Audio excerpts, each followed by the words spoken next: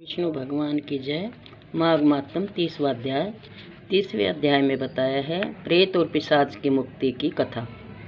सुनने के पश्चात महर्षि लोमेश ने ब्राह्मण वेद निधि से कहा, हे ब्राह्मण, पिशाच रूपधारी तुम्हारा पुत्र आग्नेय एवं पिशाच योनि धारणी समस्त गंधर्व कन्या यदि यहाँ से चलकर त्रिवेणी जल में स्नान करे तो इन सबको तत्काल ही पिशाच योनि से मुक्ति प्राप्त हो जाएगी। महर्षि लोमेश के यह वचन सुनकर वे सब के सब बड़े प्रसन्न हुए तथा उन्हें बड़ी सांत्वना प्राप्त हुई। उन सबों ने तत्काल ही महर्षि लोमेश के साथ प्रयागराज के लिए प्रस्थान कर दिया। आकाश मार्ग से गमन करते हुए वे सभी तत्काल ही प्रयागराज पहुंच गए। वहां पहुंचकर महर्षि लोमेश ने कहा, आप सब तीर्थराज प्रयाग के दर्शन करें। इस दिव्य तीर्थ के दर्शन एवं स्नान से अज्ञान पाप तथा समस्त दुखों का निवारण होता है। इसी पावन तीर्थराज प्रयाग में यज्ञानुष्ठान करके श्री ब्रह्मा जी ने सृष्टि रचना की थी। इसी पावन तीर्थराज में स्नान करके देवादिदेव भगवान विष्णु ने श्री लक्ष्मी जी को प्राप्त किया था।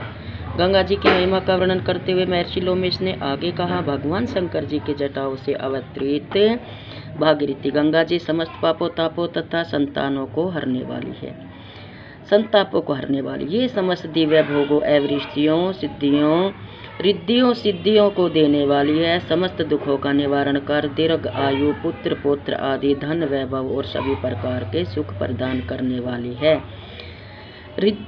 रिद्धि सिद्धि की प्राप्ति के लिए समस्त सिद्धगण इन्हीं की सेवा करते हैं। ये भागीरथी गंगा जी सर्ग सुख तथा सर्वोत्तम ऐश्वर्य को प्रदान करने वाली है। इनके जल में भक्ति भाव सहित स्नान करने से प्राणियों को मोक्ष की प्राप्ति होती है। प्रयागराज में श्री गंगा जी के साथ सूर्य सुता यमुना जी तथा सरस्वती जी भी है। इन तीनों पापनाशिनी महानदियों का संगम सर्व पापनाशी तथा दिव्य सुखदायी है। इनके संगम में स्नान करते ही अज्ञान का नाश होकर ज्ञान की प्राप्ति होती है तथा जन्म जन्मांतर के पापों तापों का समूल नाश होकर नरक यातना तथा आवागमन के चक्र से मुक्ति प्राप्त होती है। प्रयाग की महिमा की अन्य कथाएं सुनाते हुए महर्षि लोमेश ने आगे कहा, अत्यंत प्राचीन काल में एक गंधर्व ने महर्षि ऋचिका की पूजा अर्चना में बाधा उपस्थित की थी। महर्षि ऋचिका ने क्रोधावेश में उस गंधर्व को श्राप देकर काक बना दिया था। तब वह गंधर्व इन्हीं तीर्थराज प्रयाग में स्नान करने से काक योनि से मुक्ति पाकर पूर्वोत्तर गंधर्व रूप में प्राप्त हो गया था। शास्त्र प्रमाण है कि सदैव से ही देवता तक प्रयागराज में अपनी मनोकामना की पूर्ति के लिए यज्ञ हवन दान व स्नान करते हैं। धन की कामना से अत्यंत प्राचीन काल में देवराज ने भी यहीं पर यज्ञानुष्ठान एवं स्नान किया था। भगवान शंकर को प्रसन्न करने और उनकी कृपा प्राप्त करने के लिए महर्षि कश्यप ने इन्हीं तीर्थराज प्रयाग में घोर तप किया था। इसी प्रयागराज पर महर्षि भारद्वाज जी को योग सिद्धि की प्राप्ति हुई। यहीं पर योगेश्वर सनक शयनानंद सनंत कुमारों को दिव्य ब्रह्म ज्ञान एवं उत्तम फल की प्राप्ति हुई थी। इसी प्रकार एक समय सरक की श्रेष्ठ अप्सरा उर्वशी को देवराजेंद्र के श्राप सरक से निष्कृत होकर पृथ्वी पर आना पड़ा था। तब श्री प्रयागराज में स्नान करके उर्वशी ने इंद्र के श्राप से मुक्ति प्राप्त कर पुण्य सरग में स्थान प्राप्त किया था। हे विपर वेद निधि सत्य ही तीर्थराज प्रयाग की महिमा अपार है। इन्हीं ने ऐसे प्राणियों का भी सदैव उद्धार किया है और कहर कर रहे हैं जिनके उद्धार का अन्य कोई मार्ग नहीं था। देवताओं ऋषियों मुनियों यक्षों गंधर्व मनुष्यों तथा असुरों द्वारा भी पूजित मान तीर्थराज प्रयाग वास्तव में परम वंदनीय है। इनके द्वारा मनोकामनाओं की पूर्ति और मोक्ष की प्राप्तियां का अति विशाल इतिहास है। सत्य ही तीर्थराज प्रयाग की महिमा का संपूर्ण वर्णन करने में श्री ब्रह्मा जी नारद जी और हजार मुख वाले शेष नाग जी भी पूर्ण समर्थ नहीं है।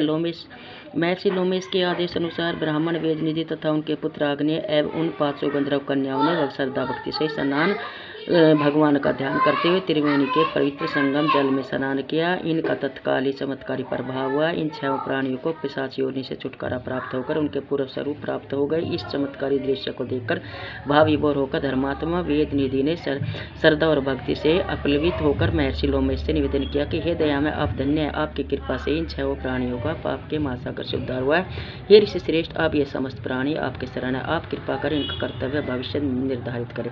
ब्राह्मण वेद निधि का निवेदन सुनकर महर्षि लोमेश ने कहा, ऋषि कुमार आग्नेय अर्थात तुम्हारे पुत्र ने समस्त वेदों का अध्ययन पूर्ण कर लिया, अतएव अब यह इसके पश्चात के कर्तव्यों का पालन करे। यह युवा है तथा गृहस्थ आश्रम में प्रवेश करने के योग्य हो गया, अतएव तुम्हारे पुत्र अग्नि का अब यह कर्तव्य है कि वह विधिवत शास्त्रों युक्त विधि से इन गंधर्व कुमारियों का परिग्रहण करे। इनके पश्चात महर्षि लोमश के अनुसार तथा अपने माता पिता के सानिध्य में अग्नि ने पूर्ण शास्त्रोक्त विधि से उन 5 गंधर्व कन्याओं के साथ पत्नी रूप में परिग्रहण कर लिया। अपनी मनोरथ सिद्धि के हर्ष से आनंदित होकर वे 5 गंधर्व कुमार ऋषि कुमार अग्नि आनंदोत्सव मनाने लगे। ऋषि कुमार अग्नि की पूर्ण संतुष्ट प्रसन्नता और गंधर्व कन्याओं के आनंद का तो पारावार ही नहीं था। कथाओं का समापन करते महर्षि वशिष्ठ जी ने कहा, हे राजन, तीर्थराज प्रयाग और माघ मातम्य का यदि वे इतिहास अत्यंत पवित्र है, मनोरम है। यह समस्त प्रकार के मनसा वाचा कर्मणा किए गए पापों का नाश करने वाला है। जो मनुष्य भक्ति भाव से इसका नित्य प्रतिपाठ करते हैं उनके संपूर्ण मनोरथ पूर्ण होते हैं। इस पावन माघ महात्म्य का श्रवण करने के पश्चात गो वस्त्र तथा सोने के दान सहित पाठ का पूजन करना बहु ब्रह्म तुल्य माना गया है। इस महात्म्य को सुनाने वाले ब्राह्मण का पूजन करना भगवान विष्णु के पूजन करने के तुल्य है। अपना जन्म सफल करने तथा सद्गति प्राप्त करने के इच्छुक प्रत्येक व्यक्ति को इस माघ महात्म्य का पठन पाठन अथवा शरण पूर्ण श्रद्धा सहित करना मोक्ष प्राप्ति का सबसे सुगम और सटीक मार्ग है। श्री प्रयागराज नमः। श्री विष्णुवे नमः। इति श्री पद्म पुराणे माघे महात्म्ये 30वां अध्याय समाप्तम् इति संपूर्णम्। विष्णु भगवान की जय।